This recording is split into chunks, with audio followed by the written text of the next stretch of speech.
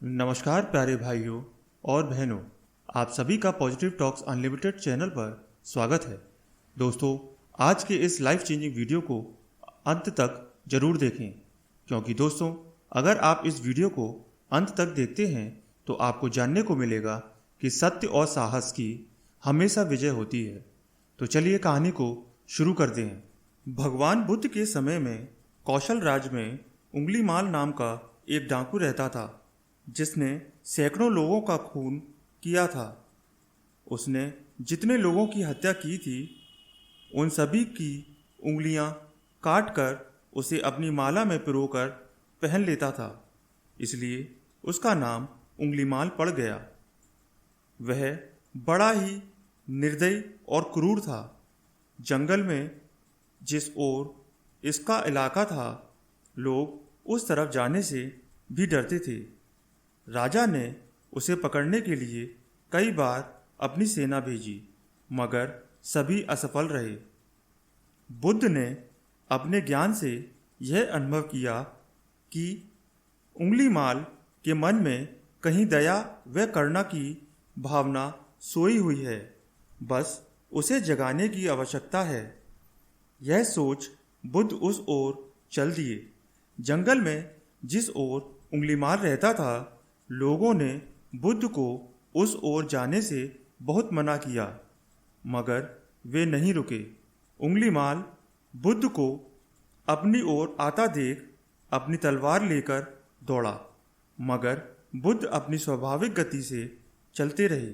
उसने जोर से चिल्लाकर कहा, ठहर जाओ।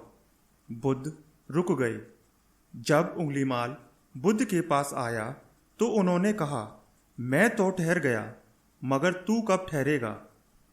तू भी पाप करने से रुक जा, और इसलिए मैं यहाँ आया हूँ कि तुम भी सत्य के पथ के अनुगामी बन जाओ।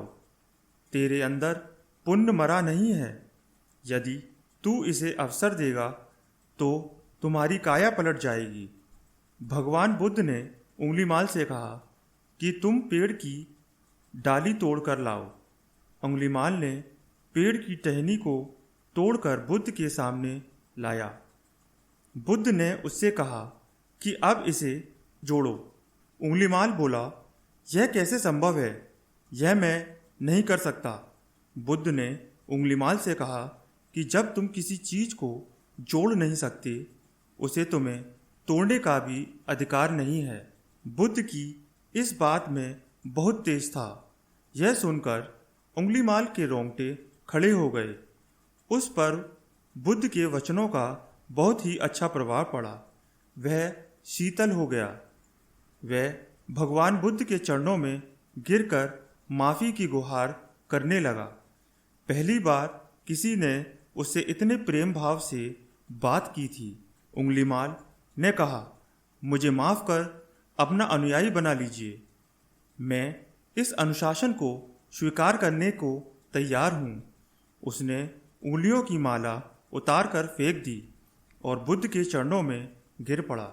वह उस समय भिक्षु हो गया और कुछ समय के बाद उसे अरहत पद प्राप्त हो गया। वह भी बुद्ध के साथ सत्य के मार्ग पर चल पड़ा। दोस्तों, आज की यह कहानी आपको कैसी लगी और आपको इस कहानी से और क्या क्या सीखने को मिला, यह नीचे कमेंट बॉक्स में कमेंट करके ज़रूर बताएं। साथ ही अगर आपको यह कहानी पसंद आई होगी और आपके लिए उपयोगी साबित हुई होगी, तो आप हमारे चैनल पॉजिटिव टॉक्स अनलिमिटेड को सब्सक्राइब करें और दोस्तों के साथ इसे अवश्य शेयर कीजिए, ताकि और लोगों को भी यह कहानी सुनने को मिल सके। दोस्तों, हम आपसे फिर मिलेंगे ऐसी ही एक लाइफ चेंजिंग वीडियो के साथ।